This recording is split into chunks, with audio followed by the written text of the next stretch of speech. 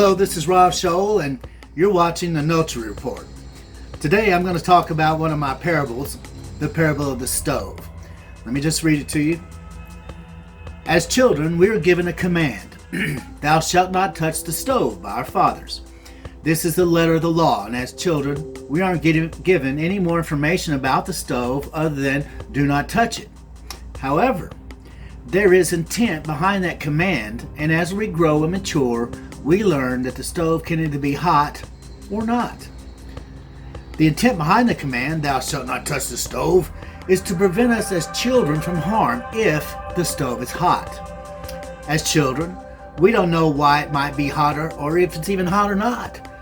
But as we grow and mature, we realize how the stove works and why it might be hot, and that in fact, we can touch the stove if it's cold.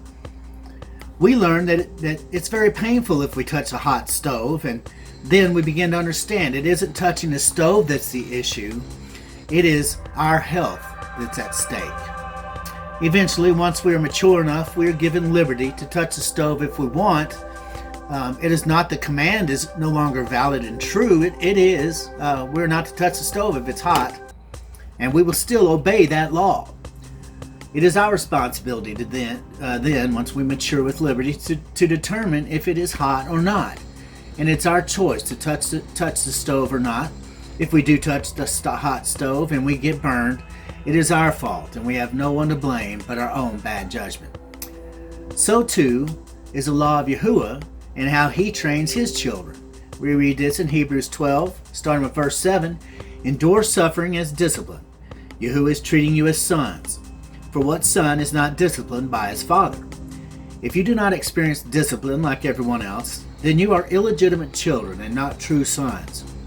Furthermore, we have all had earthly fathers who disciplined us, and we respected them. Now that is a comparison and contrast, so should we not much more submit to the Father of our spirits, Yahuwah, and live. For more on this topic, see my book, The Law and the Pauline Doctrine. It's available on all major bookstores, Amazon Books, and things like that. Or you can refer to my website, www.robshaul.com. Now let's look at the spiritual intent of the law. In all of Shaul's letters, we see him address the little children coming out of the Mosaic covenant and give instructions in maturity where liberty is found.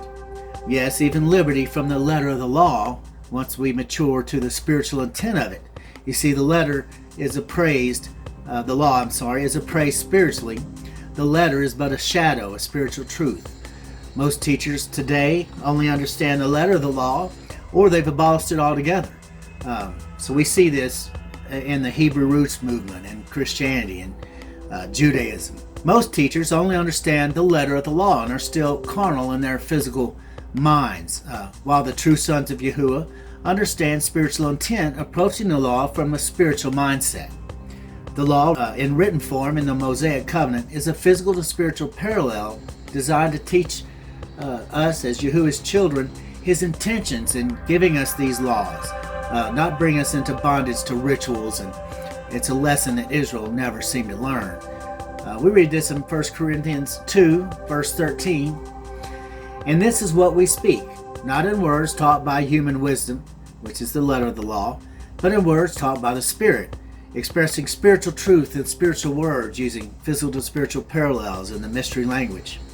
Verse 14, the natural man, or the child addicted to milk or the letter of the law, does not accept the things that come from the Spirit of Yahuwah, for they, the spiritual intent, are foolishness to him, because he is a child addicted to milk, the letter of the law. He cannot understand them. He has no teeth to digest the meat of the word which is found in intent, because they are spiritually discerned. That's the law. The spiritual man judges all things properly by spiritual intent, not the letter. But he himself is not subject to anyone's judgment, because he obeys Yahuwah's intentions and is not in bondage to the letter or anyone else's self-righteous condemnation.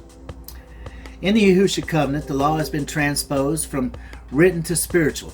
The letter, which contained active death decrees, has been elevated to spiritual intent, and the death decrees taken out of the way. As we mature spiritually to understand the intent, we are granted personal liberty by Yahuwah in our maturity. We read this in 2 Corinthians 3, starting at verse 6. He has made us competent as ministers of the new covenant, not of the letter of the law, which is a shadow of greater things spiritually, see Hebrews 10:1 and Colossians 2:17, but of the spiritual intent behind the letter.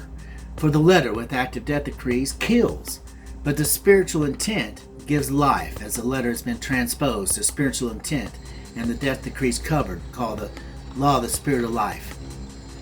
Verse 17, now Yahuwah is the Spirit, and where the Spirit of Yahuwah is, there is liberty from the letter of the law, as we learn to obey the spiritual intent, and we mature into full sonship. We read this again in James chapter 1, verse 25, but he who looks carefully into the faultless spiritual intent of the law, the spiritual law that leads to liberty in light of the letter, as the intent trumps the letter, and is faithful to obey the intent of it, and preserves in looking into it, the spiritual intent of the law which produces liberty, being not a heedless listener who forgets, but an active doer who obeys the letter to achieve its righteous outcome, which is spiritual intent and liberty. He shall be blessed in his doing. Those who walk long enough by the letter will be appointed sons and given the blessing of liberty. Verse 26, if anyone thinks himself to be religious by ritually keeping the letter or the milk of the word, and does not bridle his tongue in judgment, condemning the more mature for their liberty, but deludes his own heart to think that he is qualified to judge those more mature by the law, and impose on the personal relationship of others with their father, this person's religious service, trying to teach and judge others, is worthless. In other words, they do not bear fruit, but they create division and contention in the assembly.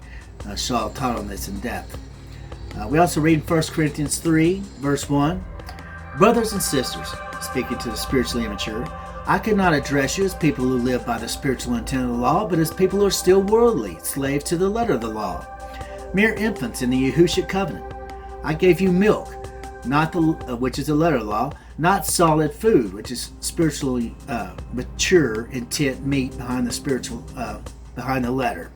So solid food is the spiritual intent behind the letter. For you were not ready for it. You did not have the teeth to chew on it. Indeed, you are still not ready. They remained babies addicted to milk and the letter of the law. In other words, Pharisees and religious Jews. Verse 3, you are still worldly in your approach to the law by the letter, not understanding the spiritual intent. For since there is jealousy and quarreling among you, proving their immaturity in spiritual growth, going around imposing your own standards of justice, justified by sound bites, don't cause your brother to stumble, which is totally mistaught. Are you not worldly, bickering and judging based on a letter of your own selfish standards of morality? Are you not acting like mere humans, not mature spiritual sons? Now, the concept of liberty in light of the law, where intent trumps the letter and a higher level of obedience, is one of the most mature doctrines in Scripture.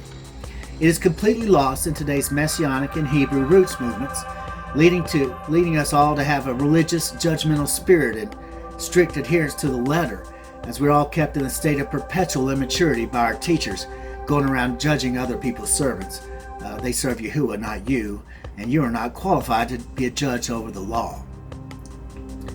We have very immature, self-appointed teachers who are themselves just children trying to teach that which they don't even understand.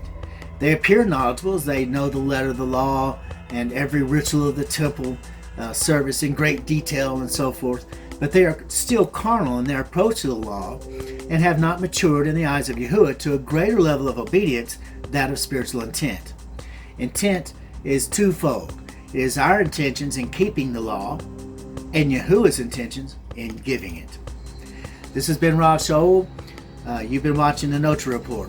Please go to www.notary.report and subscribe for this in-depth tool for training of the sons of Yahuwah called Nazarenes. Hallelujah.